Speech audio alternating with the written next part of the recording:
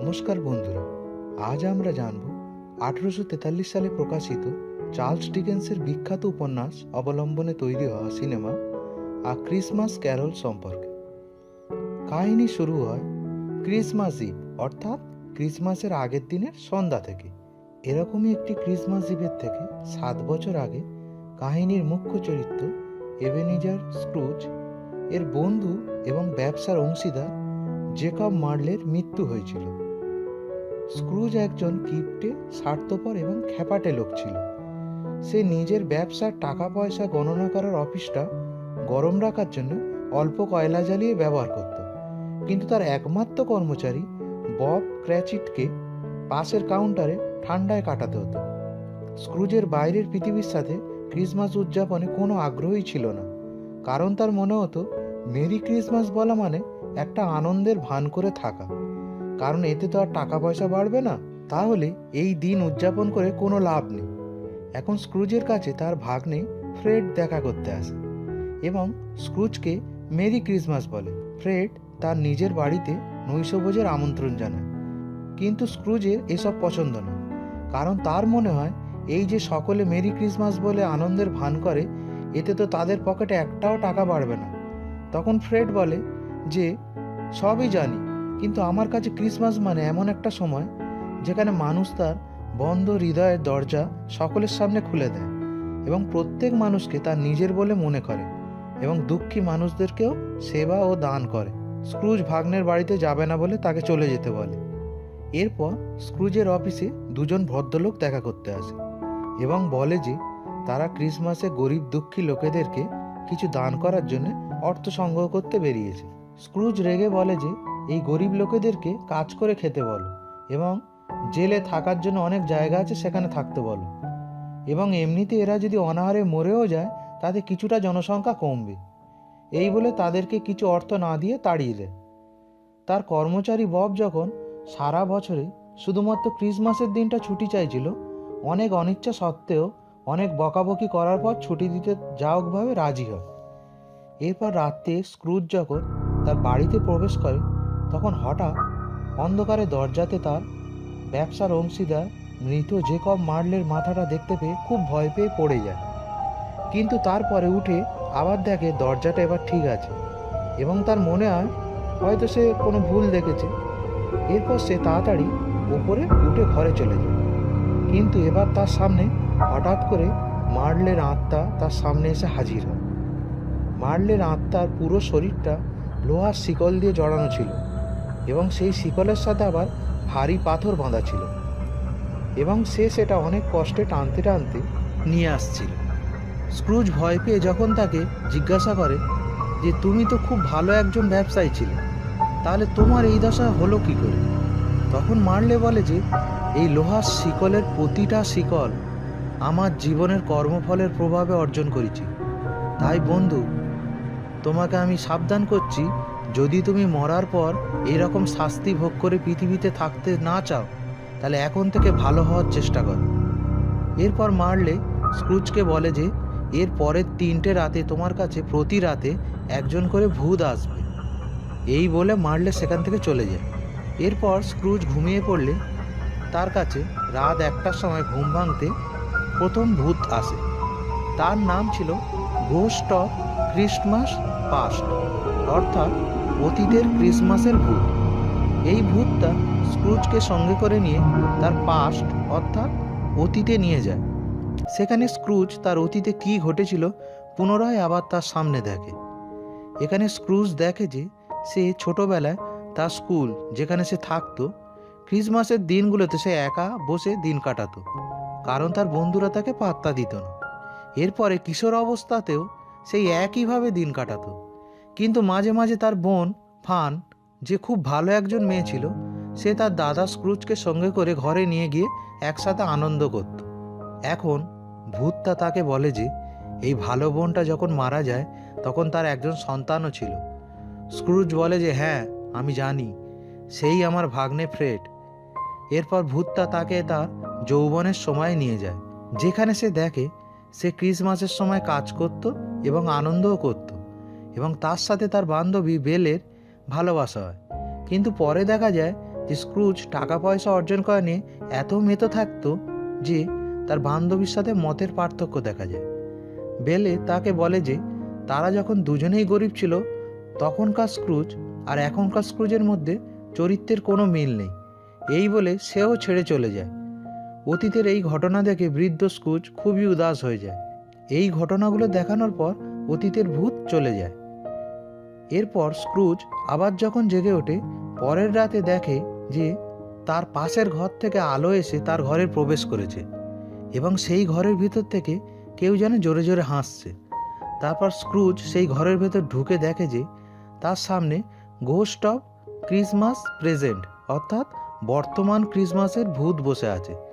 ওই ভূতটাও আগের ভূতের মতন খুব ভদ্র ছিল।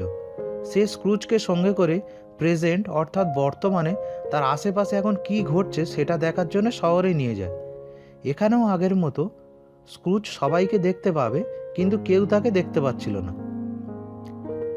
বর্তমানের ভূত তাকে দেখায় যে গরিব লোকেরাও কিভাবে অভাবের মধ্যে আনন্দগুলো খুঁজে নেয় ক্রিসমাসের সময়। এরপর বর্তমানের ভূত তাকে নিয়ে তার কর্মচারী ববের ঘরে নিয়ে যায়। সেখানে স্ক্রুজ দেখে যে তার কর্মচারীর ঘরের লোকেরাও ক্রিসমাসের সময় খুব আনন্দ করছে, কিন্তু ববের বউ স্ক্রুজকে সহ্য করতে পারে না তার স্বভাবের জন্য। তারা এই অভাবের মধ্যেও একটা টার্কি মুরগি কোনোভাবে জোগাড় করতে পেরেছে, যাতে বছরের একটা দিন অন্তত তার ছেলেমেয়েরা টার্কির স্বাদ নেয়। এখানে স্ক্রুজ ববের ছোট্ট পঙ্গু ছেলে টিম সম্পর্কে জানতে পারে। তাকে দেখে স্ক্রুজের একটু মায়া হয়, কারণ টিম এই শারীরিক অক্ষমতা সত্ত্বেও সারাক্ষণ আনন্দে থাকে এবং সকলের ভালো চায়। কিন্তু বব এত খারাপ ব্যবহার পেয়েও তার মালিক স্ক্রুজের মঙ্গলই কামনা করে।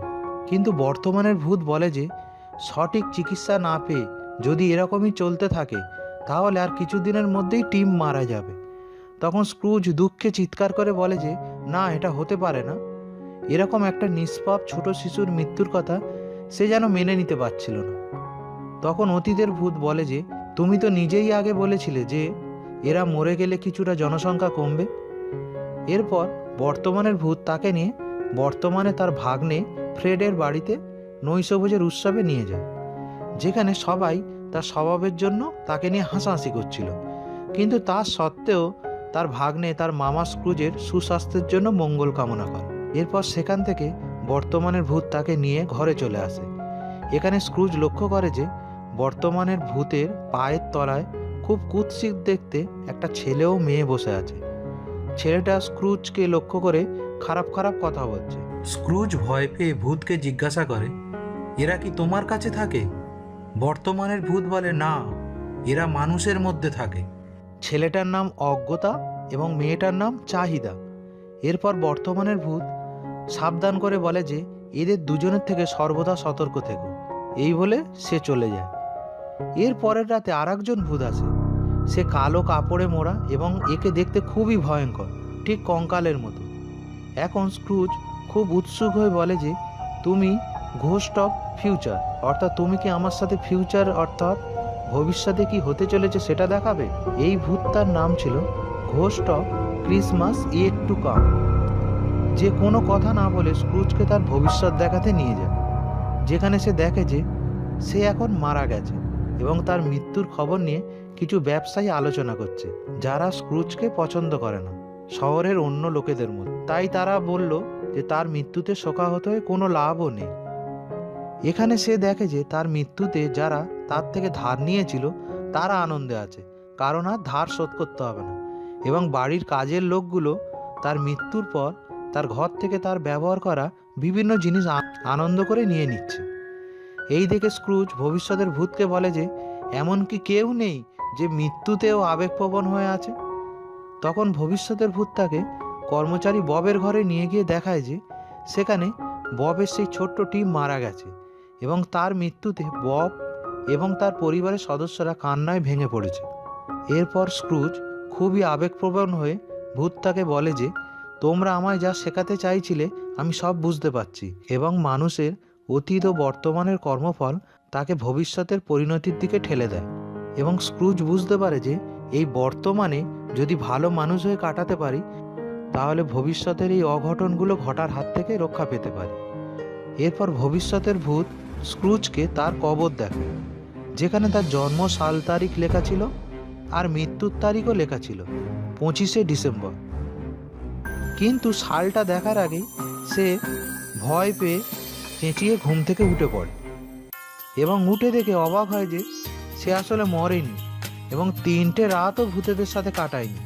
সে উঠে জানতে পারে যে শুধুমাত্র ক্রিসমাসের আগের রাতটাই ঘুমিয়ে এই স্বপ্ন দেখেছে। এখন ঘুম থেকে উঠে জানতে পারে যে আজ ক্রিসমাস 25শে ডিসেম্বর। সে এখন আনন্দে ঠিক করলো যে এবার সে তার জীবনটাকে নতুনভাবে কাটাবে, একজন ভালো মানুষ হয়ে। তাই প্রথমে দোকানের সবচেয়ে বড় টার্কি মুরগিটা কিনে তার কর্মচারী ববের ঘরে পাঠিয়ে দেয়। এরপর সে ভালো পোশাক পরে রাস্তায় বেরিয়ে পড়ে এবং সকলকে মেরি ক্রিসমাস বলে উইশ করে। এবং প্রথমে যে ভদ্রলোক গরিবদের জন্য অর্থ সংগ্রহ করতে এসেছিল তার কাছে ক্ষমা চেয়ে অর্থ দান করার ইচ্ছা প্রকাশ করে। এতে সেই ভদ্রলোক অবাক হয়ে যায় এবং খুব খুশি হয়। এমনকি শহরের প্রতিটি লোকই এরকম ভালো ব্যবহারে অবাক হয়ে যায়, যেন তারা এক অন্য স্ক্রুজকে দেখছে। এরপর সে তার ভাগ্নে ফ্রেডের নৈশভোজে প্রবেশ করে এবং সেখানে সকলের সাথে আনন্দ করে। এবং স্ক্রুজ ওই নৈশভোজের সবাইকে পরের ক্রিসমাসে তার বাড়িতে আমন্ত্রণ জানায়। এবং পরের দিন সকালে যখন কর্মচারী বব অফিসে আসে, তার মাইনে বাড়িয়ে দেয় এবং তার যে ছোট্ট পঙ্গু ছেলে টিমের চিকিৎসার সমস্ত খরচ নিয়ে তাকে সুস্থ করে তোলে। এবং টিমের কাছে এখন স্ক্রুজ তার আর এক পিতার মতন হয়ে ওঠে। এবং শেষে স্ক্রুজ একজন ভালো বন্ধু, ভালো মালিক, সর্বোপরি শহরের একজন ভালো মানুষ হিসেবে পরিণত হয়। এরপর থেকে শহরের সকলে বলতে লাগলো যে একমাত্র স্ক্রুজই জানে যে সত্যিকারের ক্রিসমাস কিভাবে উদযাপন করতে হয়, অর্থাৎ যেভাবে একটা নিষ্পাপ শিশু ছোট্ট টিম উদযাপন করত। গড ব্লেস আস এভরিওয়ান, অর্থাৎ ঈশ্বর যেন সকলের ভালো করে। কাহিনী এখানেই সমাপ্তি ঘটে।